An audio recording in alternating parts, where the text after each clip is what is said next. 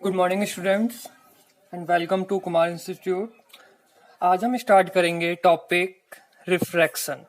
Light का एक बहुत ही अच्छा टॉपिक है रिफ्रैक्शन, लेकिन रिफ्रैक्शन से पहले जो हमने पढ़ रखा है या जो आपको पढ़ना काफी मेन रहेगा वो टॉपिक है रिफ्लेक्शन। रिफ्लेक्शन टॉपिक आपका ऑलरेडी हो चुका है। अब हम देखेंगे आज की क्लास में जो डिस्कस करेंगे रिफ्रैक्शन। देखिए रिफ्रैक्शन और रिफ्लेक्शन में काफी डिफरेंस नहीं है, ये वर्डिंग सेम है लेकिन लॉजिकली काफी डिफरेंस है। अब रिफ्रैक्शन को समझने से पहले इसको समझिए कि ये है क्या चीज। ये आपने कोई केस देखा है, कभी ऑब्जर्वेशन करी है या नहीं। देखिए सिंपल ग्लास में आपने काफी बार देखा होगा, ट्रांसपेरेंट ग्लास में सपोज ये एक ग्लास है, इसमें इस पॉइंट तक आपका लिक्विड फिल है।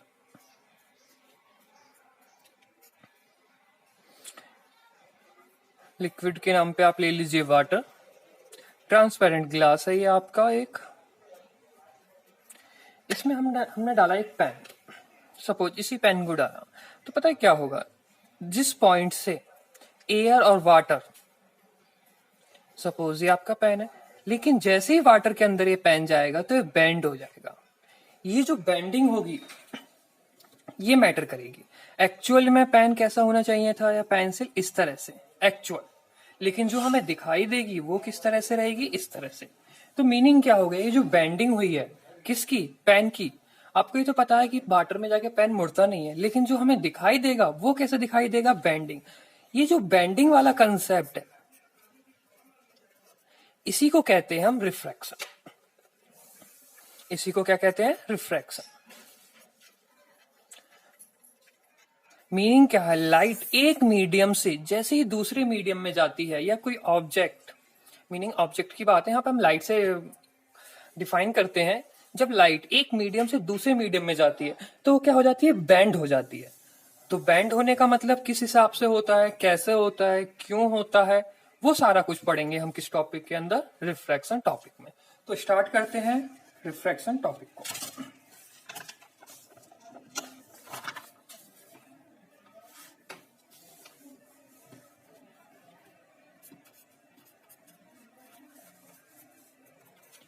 सबसे पहले इसकी डेफिनेशंस को देखिए, क्योंकि आपको डेफिनेशंस भी क्लियर होनी चाहिए। डेफिनेशंस क्या है, refraction of light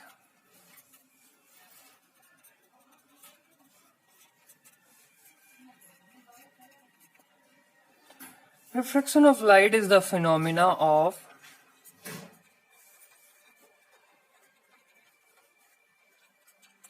change in path। Change in path का मीनिंग आप समझ गए होगे, बैंड होना। इसका मीनिंग क्या था, बैंडिंग। पाथ में कोई भी चेंज आने का मीनिंग क्या है, बैंडिंग। और हम बात किसकी कर रहे हैं, बैंडिंग की ही रिफ्रैक्शन में। Change in path of light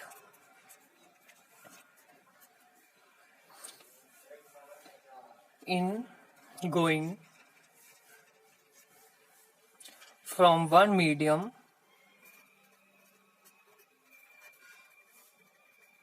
to another medium।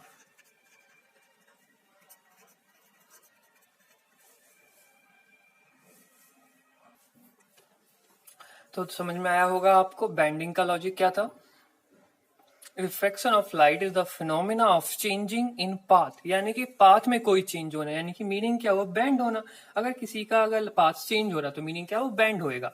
अब टूवर्ड्स राइट या टूवर्ड्स लेफ्ट वो भी देखेंगे आगे। Of light in going from one medium to another medium, ये one medium to another medium, ये लॉजिकल है यहाँ पे आपको जो समझना पड़ेगा। One medium to another medium, यानी कि हम किस मीडियम की बात कर रहे हैं, दो तरह के मीडियम की। अब दो तरह के मीडियम हैं कौन से, पहले उनको समझिए। Rare medium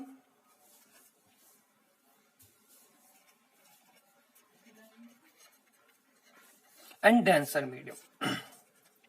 sorry, rare medium and denser medium.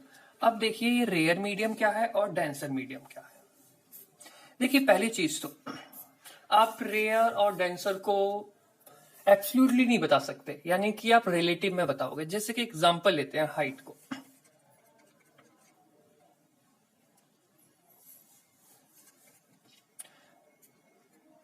अब देखिए हाइट, एक की हाइट है ज्यादा, यानी कि एक टॉलर है, एक शॉर्टर है, यानी कि एक की लेंथ ज्यादा है आपकी, एक ऑब्जेक्ट एक पर्सन लिया हमने, ये टॉलर है और ये शॉर्टर है, इसकी हाइट है कम।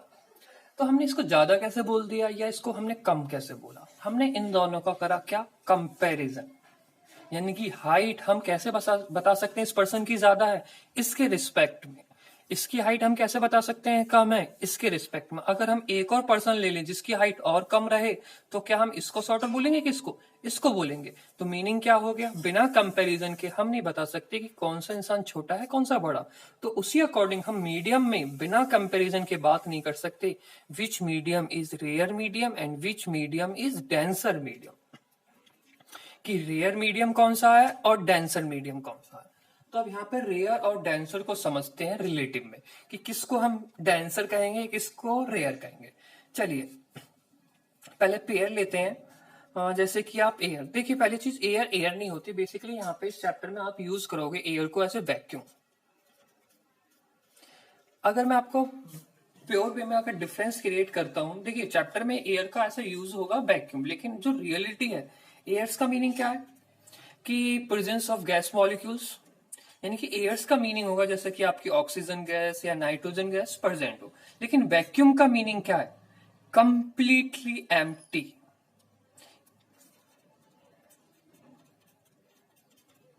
यानी कि ना ही कोई गैसेस होगी,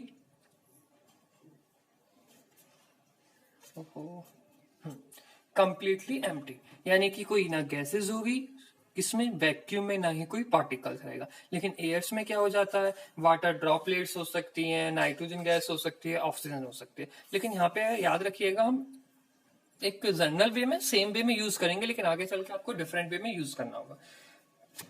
तो रेयर और डेंसर के कंसेप्ट को और क्लियर करते हैं, क्योंकि अभी क्लियर नहीं हुआ होगा आपको ये। एग्जाम्पल्स लेते हैं,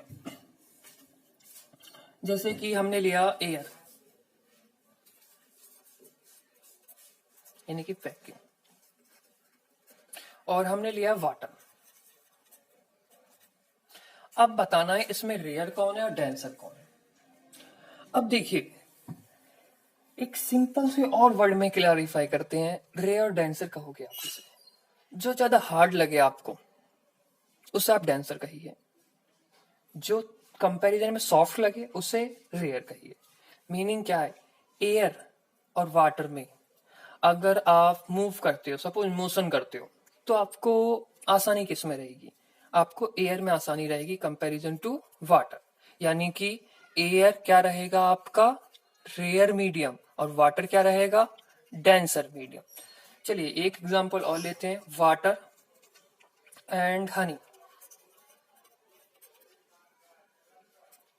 वाटर हनी में रेयर और डेंसर क्या है, वाटर और हनी में वाटर हो जाएगा आपका रेयर मीडियम, और हनी कैसा हो जाएगा, डेंसर मीडियम।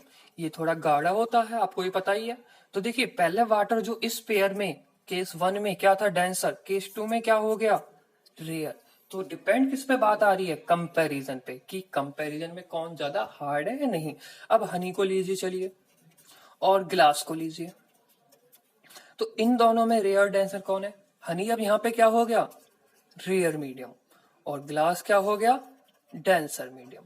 अब तो आई होप आपको समझ में आ गया होगा रेयर मीडियम क्या होगा और डेंसर की मीडियम क्या होगा। ये सिंपल आपके हाइट के एग्जांपल की तरह है।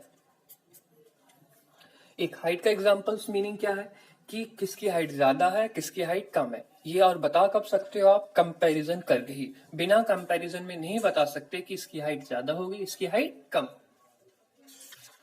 चलिए रेयर डेंसर क्लियर हो गया आपको, रिफ्रैक्शन ऑफ लाइट क्लियर हुआ। अब इसके रीजंस पे समझिए ये होता कैसे है। हमने लिए एक रेयर मीडियम,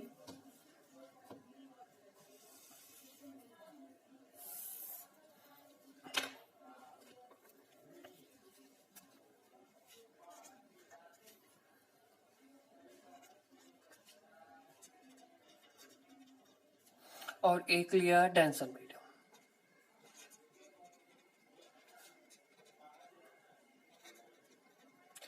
आप हमेशा इसको देखिए, इसको समझने से पहले एक सिंपल से लॉजिक को याद रखिएगा, रेयर को हमेशा आप समझिएगा पुअर, और डेंसर को आप हमेशा समझिएगा रिच।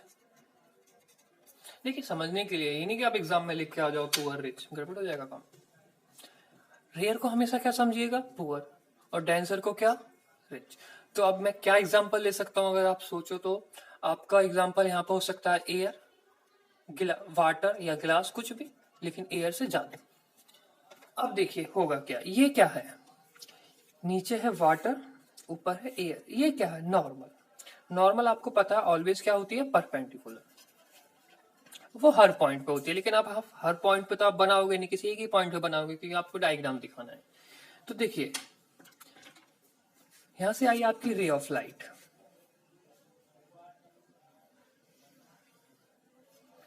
ये कौन सी रे ऑफ लाइट है, इंसिडेंट लाइट, इंसिडेंट रे, जिसका एंगल कितना है, और इस आई एंगल को ही क्या कहेंगे हम, इंसिडेंट एंगल। अब देखिए जो इंसिडेंट रे राइट आई है, मैंने आपसे कहा था पुअर रिच। अब आप बस इसको ये समझिए कि एक गरीब इंसान अमीर के पास आ रहा है, तो जरा सोचिए, और ये किसके रिस्पेक्ट की बात रहेगी, नॉर्मल के रिस्पेक्ट में, क्योंकि एंगल जो ऑलवेज मेजर करा जाता है, चाहे रिफ्लेक्शन में हो या रिफ्रैक्शन में हो, किसके रिस्पेक्ट में मेजर करा जाता है, नॉर्मल के।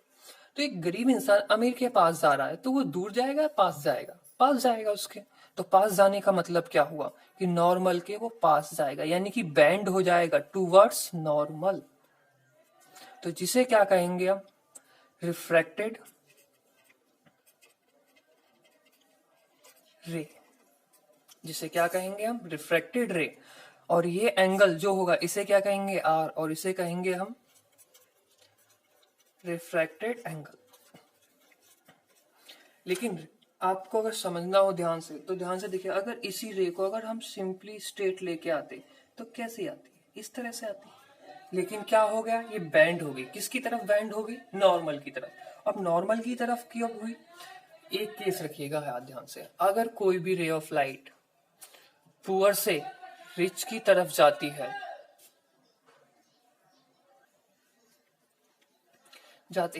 तो क्या होगा, वो टूवर्ड्स नॉर्मल होगी, क्योंकि पुअर रिच की तरफ जा रहा है, तो क्या होगा, नॉर्मल। अगर यही सेम केस रिच से पुअर होता तो क्या होता, तो जरा खुद सोचिए, गरीब यानी कि पुअर रिच की तरफ जा रहा है तो पास जाएगा, लेकिन रिच पुअर की तरफ जा रहा है तो पास जाएगा, दूर, दूर जाएगा, यानी कि उस केस में क्या होता हमारा। चलिए इसी में तो समझाते हैं हम आपको, अब लिखने की ज्यादा जरूरत नहीं पड़ेगी। ये क्या हो गया, बस मीडियम को याद रखिएगा, ये हो गया आपका डेंसर मीडियम, और ये हो गया रेयर मीडियम। सेम यहाँ पे ये हो गया आपकी नॉर्मल। अब क्या हो रहा है यहाँ पे, इंसिडेंट रे। अब देखिए ऐसा नहीं है कि अगर डेंसर से आ रही है तो हम उसे अब रिफ्लेक्टेड बोल देंगे, नहीं, जा कहां से रही है, जा रही है आपकी डेंसर से रेयर, तो इस रे को भी हम क्या बोलेंगे, इंसिडेंट रे। और जो एंगल होगा आई, उसे भी क्या बोलेंगे, इंसिडेंट एंगल। लेकिन खास बात ये रहेगी कि अब डेंसर, डेंसर का मतलब रिच से पुअर जा रही है, तो रिच से पुअर जाने का मतलब क्या होगा, दूर जाना, पास जाना, दूर जाना, यानी कि रे किस तरह से हो जाएगी, कुछ इस इस तरह से, यानी कि अवे फ्रॉम दी नॉर्मल, यानी कि नॉर्मल से क्या जाएगी, दूर। देखिए रियलिटी, और ये रे क्या कहलाएगी आपकी, रिफ्रैक्टेड रे, और एंगल क्या कहलाएगा, रिफ्रैक्टेड एंगल, आर। लेकिन अगर आप रियलिटी में देखते तो ये रे कैसे जाती, कुछ इस तरह से जाती, बिल्कुल सीधी। लेकिन अब क्या हो गया है, दूर गई, जब डेंसर से रेयर में आए हैं, और रेयर से डेंसर में आए हैं तो पास गई। तो सिंपल लॉजिक, पुअर से रिच पास जाओगे, रिच से पुअर दूर जाओगे, किससे पास और किससे दूर, नॉर्मल से। आई होप आपको बच्चों ये समझ में आ गया होगा, काफी मेन टॉपिक्स है। ये था आपका रिफ्रैक्शन। चलिए ये तो हो गया रिफ्रैक्शन टॉपिक, लेकिन रिफ्रैक्शन होता क्यों है, इसमें लाइट जब एक मीडियम से दूसरे मीडियम जाती है तो किन किन चीजों पे फर्क पड़ता है, अब उसको समझते हैं। देखिए अब ये क्या हुआ है, meaning refract, what is refraction. अब रिफ्रैक्शन होता क्यों है, थोड़ी सी उसकी बात करते हैं। देखिए, अगर आपका एक नॉर्मल है, नॉर्मल नहीं, मीडियम, ये आपका रेयर मीडियम, ये डेंसर मीडियम, एक रे दूसरे मीडियम में जाती है, यानी कि रे ये नॉर्मल है, इस मीडियम से इस मीडियम है, ये पास जाना दूर जाना, एक तो रे डेंसर पे है, लेकिन और भी लॉजिक है। आपको पता है कोई भी रे अगर ट्रेवल कर रही है तो उसकी तीन चीजों की बात करते हैं, लाइट की, रे की। कौन सी? स्पीड, वेवलेंथ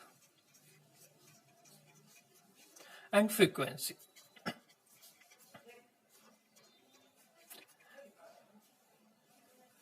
अब ये सारी चीजें आपने पढ़ी थी कौन सी क्लास में? 9th क्लास में, साउंड चैप्टर में। चलिए कोई नहीं, थोड़ा सा रिवाइज करा देंगे। स्पीड में आपको कोई प्रॉब्लम नहीं होनी चाहिए, तो सबसे पहले स्टार्ट करते हैं स्पीड। अब समझिएगा स्पीड में होना क्या है। जैसे ही कोई भी रे आपकी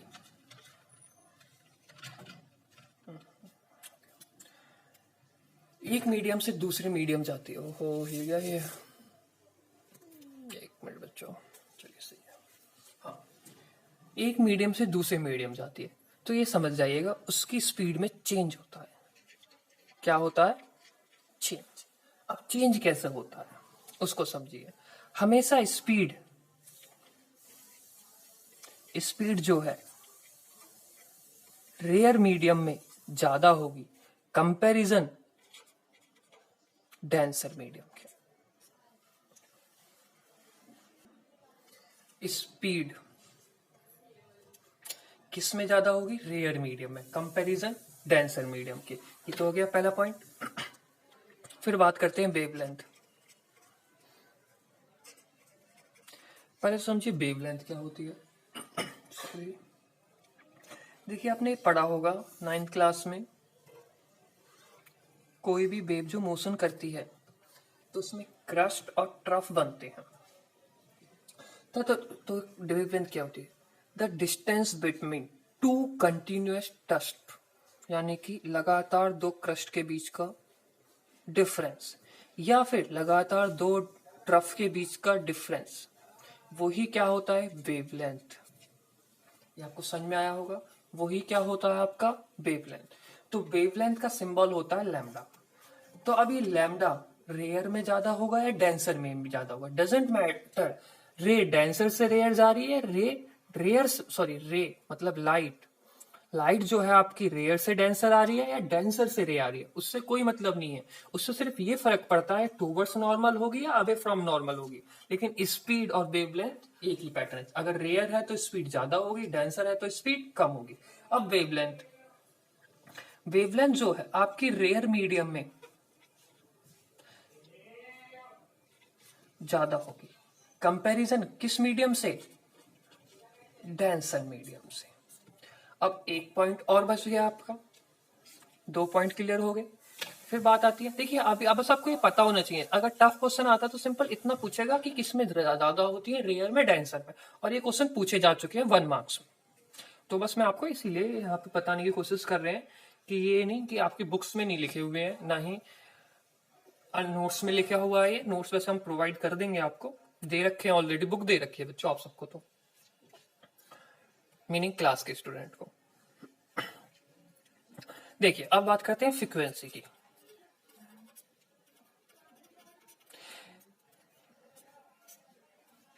देखिए बुक्स तो हमने दे रखी है क्लास के स्टूडेंट को। अगर कुमार जो चैनल है आपका यूट्यूब पे, अगर कोई और बच्चा भी अगर हमसे बुक लेना चाहे, कोई डजेंट मैटर, आप यूट्यूब पे वीडियो देखिए सिर्फ और सिर्फ बुक लेना चाहे तो बिल्कुल कांटेक्ट कर सकते हो। ऐसा नहीं है कि आपको हमारे क्लासरूम में पढ़ना है, उसके लिए आप बुक ले सकते हो सिर्फ। चलिए स्टार्ट करते हैं फ्रीक्वेंसी, और काफी हेल्प मिलेगी, अच्छी बुक है। नोट्स हैं उसमें आपके, नोट्स हैं, एमसीक्यूज हैं, क्वेश्चंस हैं, 50 क्वेश्चंस हैं और बोर्ड के क्वेश्चंस हैं काफी। देखिए फ्रीक्वेंसी, चलिए टॉपिक पे आते हैं, टाइम वेस्ट नहीं करते। फ्रीक्वेंसी, अब फ्रीक्वेंसी को समझिए। फ्रीक्वेंसी का मतलब क्या?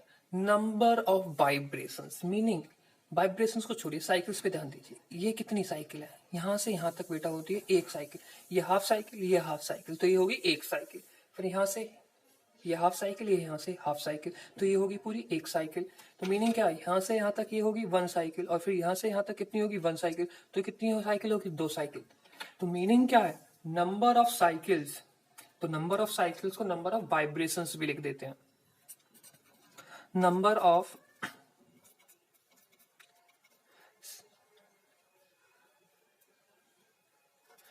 साइकिल या नंबर ऑफ वाइब्रेशन पर सेकेंड,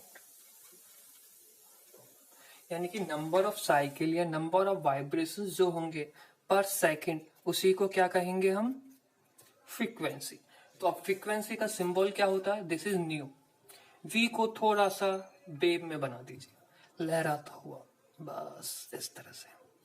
तो देखिए, तो अब बताना है हमें फ्रीक्वेंसी रेयर में ज्यादा होती है डेंसर में। ध्यान रखिए, जो आपकी फ्रीक्वेंसी होती है, चाहे मीडियम रेयर रहे या मीडियम डेंसर रहे, दोनों में होती है सेम, यानी कि फ्रीक्वेंसी पे कोई फर्क नहीं पड़ता। एक अब अच्छी सी चीज बताते हैं, स्पीड, वेवलेंथ, फ्रीक्वेंसी, तीनों को लेके एक रिलेशन।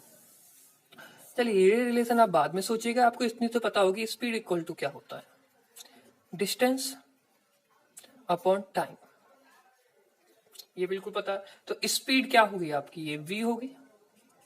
डिस्टेंस यहाँ पे किससे डिनोट करा गया है, the distance between to crust या टू ट्रफ, किससे, लैम्डा से।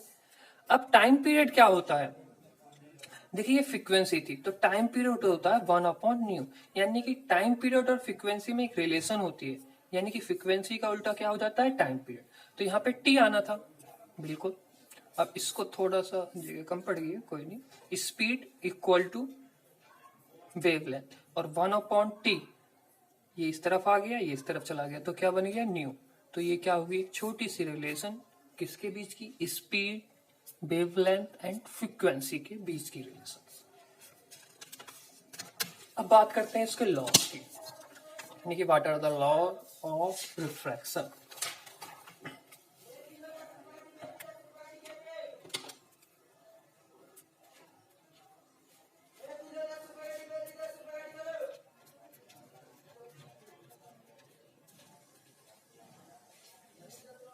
देखिए, रिफ्लेक्शन पढ़ा था आपने टॉपिक, सेम भी यहाँ पे पहला लॉ रिफ्लेक्ट। तो मीनिंग फर्स्ट लॉ से स्टार्ट करते हैं। तो फर्स्ट लॉ था क्या, देखिए ये नॉर्मल है, incident I, refracted R, angle मतलब रिफ्रैक्टेड रे। और याद रखिए मीडियम्स को हम n1 और n2 से भी रिप्रेजेंट करते हैं, ये मीडियम n1। चलिए इसके बारे में अभी आगे बात करते हैं, इसे रिफ्लेक्टिव इंडेक्स कहते हैं, कोई नहीं अभी आगे बात करते हैं इसके बारे में। पहले फर्स्ट लॉ की बात करते हैं, द इंसिडेंट रे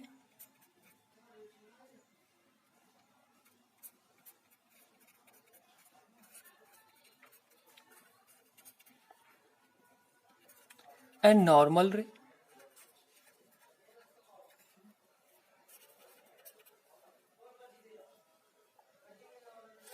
the incident ray normal, sorry ये गलत सा, अच्छे से लिखते हैं, जानिए। देखिए क्योंकि नॉर्मल कभी रे नहीं होती है, the incident ray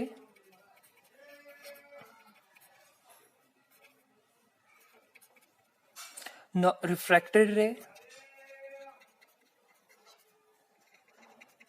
and normal, अब सही। The incident ray, refracted ray, normal to the interface. अब ये इंटरफेस क्या है, इंटरफेस का मतलब है जहां फर्स्ट मीडियम यानी कि रेयर मीडियम और दूसरा मीडियम मिलता हो, interface. Interface of two transparent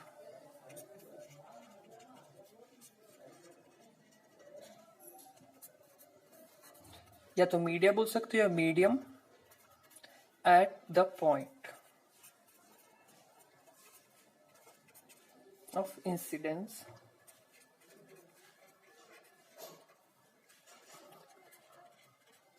lie in the same plane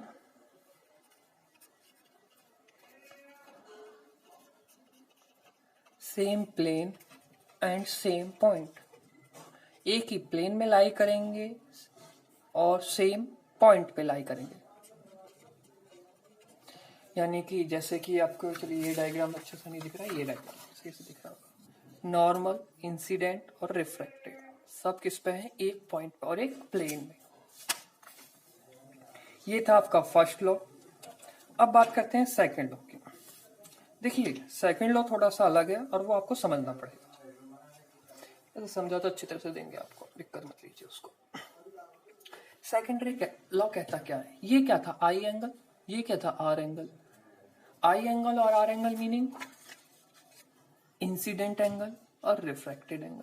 अब इसी इंसिडेंट एंगल को मैं साइन आई बोल रहा हूं और इसी रिफ्रैक्टेड एंगल को मैंने बोल दिया sign are.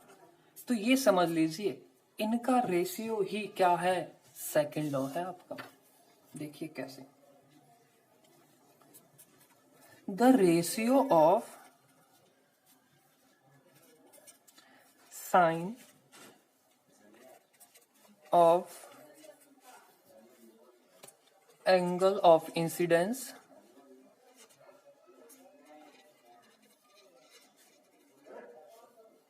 to the sine of angle of refraction या refracted is constant, meaning sin I divided by sine R क्या रहेगा? एक कांस्टेंट टर्म रहेगा। और इसी कांस्टेंट टर्म्स को हम क्या कहते हैं? This law is Snell's law. क्या कहा? Snell's law. इसका एक और नाम बोल दिया जाता है रिफ्रैक्शन के सेकंड लॉ को। कौन सा लॉ? Snell's law. और ये लॉ है क्या?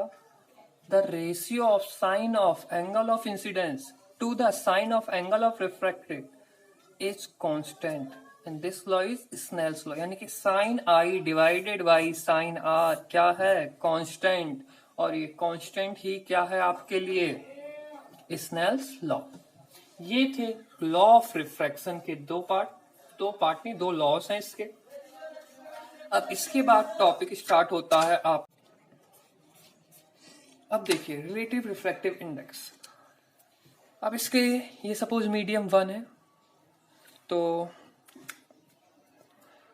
इसका रिफ्लेक्टिव इंडेक्स आप ये बोल सकते हो, चलिए मीडियम 1 लिख देते हैं सिंपली, और ज्यादा कुछ नहीं। ये मीडियम 2 है। अब रे जो आपकी आ रही है वो कैसे आ रही है? ये नॉर्मल मान लीजिए रे आ रही है आपकी 1 मीडियम से 2 मीडियम। मैंने आपको नहीं बताया डेंसर है रेयर है, कुछ भी नहीं बता रहे हम आपको, बस आई ये मीडियम 1 में स्पीड है v1, मीडियम 2 में स्पीड है v2, मीडियम 1 में एंगल बन रहा है आई, मीडियम 2 में एंगल बन रहा है आर। तो देखिए यहाँ पे मीडियम, हमने वैक्यूम नहीं बोला। अगर हम वैक्यूम बोल देंगे तो वो हो जाएगा एब्सोल्यूट। अगर हम मीडियम 1 2 बोल रहे हैं यानी कि glass water Honey, water glass Honey, Honey glass whatever जो भी आप यूज कर रहे हैं, तो वो रिलेटिव वर्ड। तो अब क्या हो जाएगा? Reflective index of medium 2 respect to 1। तो अब इसके लिए डेफिनेशंस क्या होती है? Speed of light in medium 2 divided by speed of light in medium 1। याद रखिएगा बस आप, अगर आप मीडियम, सॉरी गलत बोल दिया मैंने, 2 नहीं होगा बच्चों, यहाँ 1 होगा। गलती लग रहा है। ये 2 होगा, सॉरी ये 1 होगा, 1 क्योंकि जिसका भी हम रिफ्लेक्टिव इंडेक्स निकालते हैं उसकी speed of light in medium 2 उसे क्या रखते हैं? हम नीचे रखते हैं। जैसे हमने अभी किसका निकाला था? मीडियम का निकाला था, तो मीडियम का निकाला था उसे नीचे रखा था। ऊपर क्या रहा था? एब्सोल्यूट था तो वैक्यूम रखा। अब हम किसका निकाल रहे हैं? मीडियम 2 का निकाल रहे हैं। और मीडियम 2 का निकाल रहे हैं तो speed of light in medium 2 नीचे रहेगा, speed of light in medium 1 ऊपर रहेगा। तो इसे क्या लिख सकते हैं, सपोज इसमें कितनी स्पीड थी, v1 डिवाइडेड बाई v2। अब इसी को एक और फॉर्मूला क्या बताया था आपके लिए n21 के लिए, तो आप इसे यूज कर सकते हैं sine I divided by sine R, ये दोनों ही एक ही चीज है। लेकिन मैंने एक छोटी सी मिस्टेक करी है आपको बताने के लिए, जो रिफ्लेक्टिव इंडेक्स का थोड़ा सा कंसेप्ट बताया था।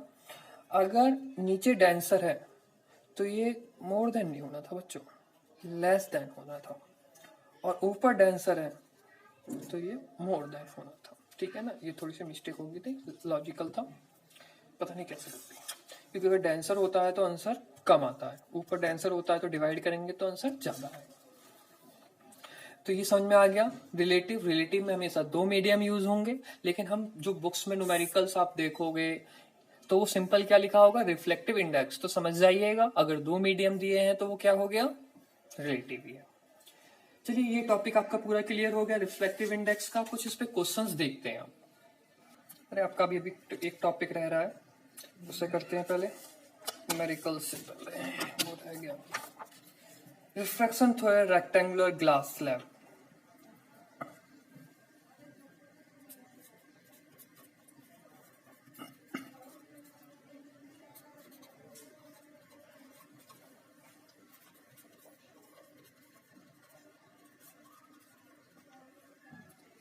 सॉरी,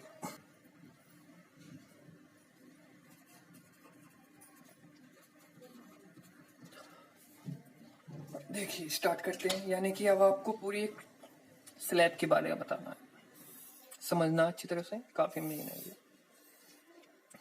अब देखिए एक गिलास स्लैब है, अब समझिए क्या है, सपोज ये है आपका नॉर्मल, ठीक है, यहाँ पे इंसिडेंट रे आई आपकी एक, कौन सी रे, इंसिडेंट रे। अब आपको पता लग चुका है वैसे भी काफी, इंसिडेंट एंगल, ये क्या है आपका नॉर्मल था, लिख देते हैं, फिर भी प्रॉब्लम कर जाते हो आप, इंसिडेंट रे, और ये क्या हो गया, इंसिडेंट एंगल।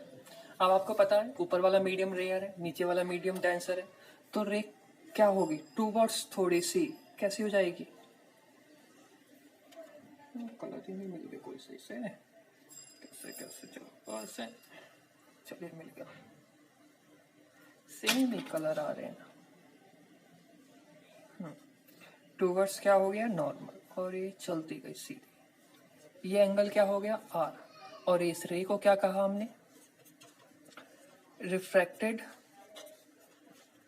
रे। अब फिर से इस पॉइंट पे, लेकिन अब हमें यहाँ पे I1 लिखना होगा और इसको R2 लिखना होगा। बताएंगे अभी क्यों लिखना होगा, कैसे लिखना होगा, क्या करना होगा, क्यों करना होगा, सब बताएंगे। अब ये है फिर से नॉर्मल, सेम ही पॉइंट है बच्चों, थोड़ा बदल गया था, और इस एंगल को कहा जाएगा I2। कौन सा एंगल रहेगा, ये I2। अब देखिए डेंसर से रेयर जा रही है तो फिर से क्या हो जाएगा, ये रे थोड़ी सी क्या हो जाएगी, बाहर हो जाएगी, और इसे लिख देंगे हम R2। अब लेकिन जो आपको समझने वाली बात है वो ये समझने वाली बात है, थोड़ा से हम फिल करते हैं क्योंकि हमारी ड्राइंग ज्यादा अच्छी नहीं है।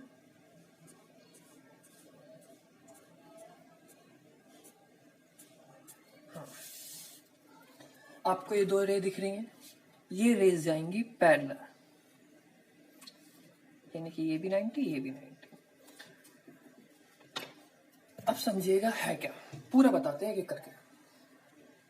रिफ्रैक्ट रे आपको यहाँ तक तो क्लियर होगा, रेयर से डेंसर मीडियम। ये जो विषय हमने एंगल क्या लिखा है, एक अलग स्केच समझाने के लिए, I2 बेसिकली इंसिडेंट एंगल है, लेकिन आपको पता है ये नॉर्मल, ये नॉर्मल, तो ये क्या हो गया, अल्टरनेट इंटीरियर एंगल। तो बेसिकली यहाँ पे I2 किसके बराबर है, आपके R2 के। ये चीज समझ में आई आपको एक। अब एक और चीज, ये जो रे बाहर निकलती है ये है रिफ्रैक्टेड रे वैसे, लेकिन जो फाइनली रे बाहर निकलती है उसको कहते हैं हम इमर्जेंट रे। तो ये क्या है, इमर्जेंट रे। और जो एंगल होता है आपका ये R2, इस R2 एंगल को लिख देते हैं E। E का मीनिंग क्या हो गया? Emergent angle, emergent angle. अब खास बात ये आती है कि ये दोनों रे पैरेलल जो हुई हैं, ये हुई क्यों है? जो सबसे मेन चीज अब जो आपको समझना होगा, ये रे पैरेलल्स कब होंगी। अब देखिए, ये समझने के लिए आपको एक चीज समझनी होगी, ये हमेशा पैरेलल्स नहीं जाती भाई। Incident and emergent rays are parallel. ये दोनों रेस पैरेलल क्यों हैं? उनका एक सिंपल लॉजिक आता है।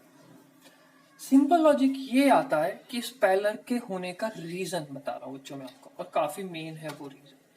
इसका मेन रीजन ये है, when incident angle is equal to emergent angle. जब भी कभी जब इंसिडेंट एंगल और इमर्जेंट एंगल इक्वल होगा, तभी क्या होगा? इमर्जेंट रे और इंसिडेंट रे पैरेलल होंगे। अब चलिए, हमने ये कह दिया, आपको समझ में आ गया, इंसिडेंट एंगल और इमर्जेंट एंगल इक्वल होंगे। लेकिन ये इक्वल होंगे कब? अब ये भी तो आपको सोचने वाली बात है थोड़ी सी। ये ज्यादा तो नहीं हो गया आपके लिए कहीं? चलो इतना ही समझ लो, बाकी 12th में पढ़ना। सॉरी, ज्यादा हो जा रहा है, थोड़ा कभी हो जाता है। हाँ, क्या कह रहे थे हम? ये रेस आपकी पैरेलल होंगी। ये पैरेलल्स किस कंडीशन पे होती हैं? When incident angle is equal to emergent angle. आपको बस ये याद रखना है कि फाइनली जो रे निकली उसे बोलते हैं हम इमर्जेंट रे, उस एंगल्स को बोलते हैं इमर्जेंट एंगल। और ये अगर पैरेलल है तो इसका मीनिंग क्या है? Incident angle equal to emergent angle. ये होगी आपकी कंप्लीट थ्योरी। अब बात करेंगे हम किस पे? न्यूमेरिकल्स पे। तो एक मिनट रुकिए, देखते हैं पहले क्वेश्चंस। देखिए, आपका एक क्वेश्चन है इंटेक्स का, अंतर क्या है? क्योंकि आपकी एनसीईआरटी में क्या होता है, एक तो एक्सरसाइज होती है, कुछ अंदर भी क्वेश्चंस होते हैं टॉपिक वाइज, ये उसी पे है। सेकंड क्वेश्चन से स्टार्ट करते हैं, क्योंकि फर्स्ट में थ्योरी है, कुछ नहीं उसमें। सेकंड क्वेश्चन क्या है उसे समझिए। लाइट, क्योंकि क्वेश्चन समझना भी मेन होता है। Light enter from air to glass having refractive index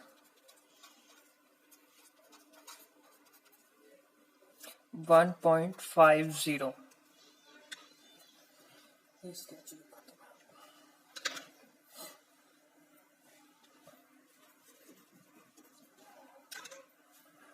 What is the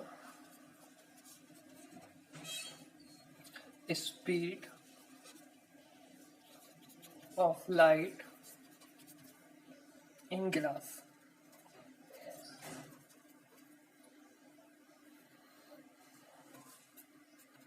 The speed of light in vacuum 3 × 10⁸ metre पर सेकेंड। देखिए, मैंने आपसे कहा था, यहाँ बोला क्या है? एयर से ग्लास जा रहा है। ध्यान से देखिए, हो क्या रहा है? एयर से ग्लास। लेकिन बाद में क्या कह दिया? स्पीड दी किसकी? वैक्यूम की। मैंने आपसे कहा था हम एयर और वैक्यूम को बेसिकली इक्वल रख के चलेंगे। अब बताइए कौन सा केस है? मैंने कहा था एयर और वैक्यूम वाली, एयर और ग्लास या कुछ भी मीडियम की बात आए तो कौन सा होता है? एब्सोल्यूट होता है। लेकिन आपको कभी स्पेसिफाई नहीं करा जाएगा कि हम एब्सोल्यूट पूछ रहे हैं या रिलेटिव पूछ रहे हैं। तो रिफ्लेक्टिव इंडेक्स दे रखा है मीडियम का, तो आप कुछ समझ जाइए किसका होगा? ग्लास का। तो किसका होगा ये? G for glass. तो क्या फॉर्मूला था? C/V। तो V क्या रहेगा? Speed of light in glass. यही होता था, speed of light in air divided by speed of light in vacuum. Sorry, speed of light in vacuum या air divided by speed of light in glass. तो 1.5 equal to C into V। Sorry, C की value है,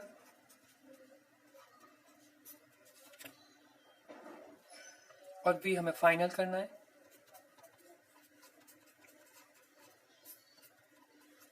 तो क्या हो गया ये? 2 × 10⁸ metre पर सेकेंड। ये क्या निकल गई हमारी? Speed of light in glass.